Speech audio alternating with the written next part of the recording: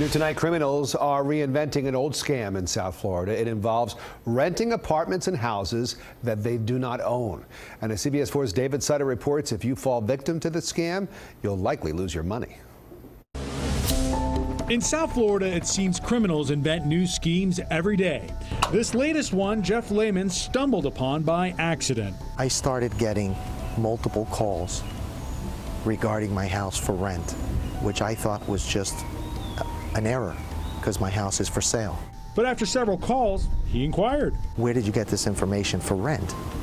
And one of the people were nice enough to forward me a copy of the ad. Using pictures from his for sale listing, someone had listed his home on a free classified website for rent at a bargain price. Curious, he replied to the ad. I applied for the rental on my own house.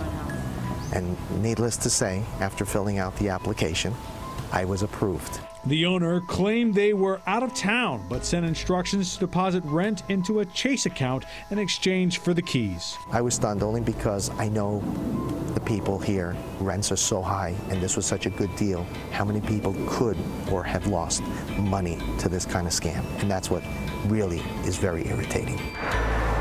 Sadly, people are falling for these rental scams. She told me that she only needed the deposit, which is also a good deal, and that she could move in on February 1st. George Eunice handed over $1,500 for a 2-2 in Doral. On move-in day, his landlord stopped taking his calls. It turned out she didn't own the apartment. Even with a copy of her driver's license, he has not been able to get his money back. I'm a fool. I'm a total fool. The scam artist that took George also took the real owner of the apartment. I think she's a professional. He asked not to be identified out of embarrassment, but agreed to share how he was scammed, what mistake he made. My mistake was that I didn't wait to have the money cash. I let her move with the deposit.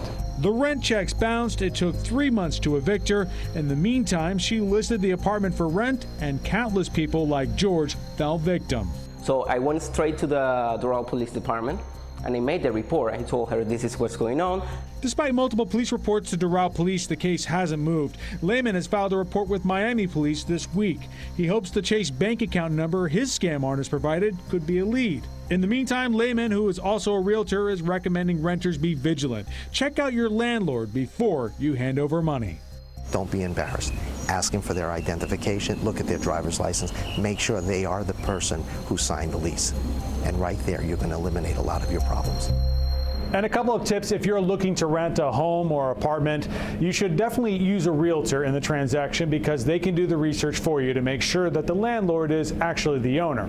But if you must go it alone, at least use the property appraiser's website where you can match the owner to the person who's actually leasing you the home. We have links to those sites on our website at cbsmiami.com.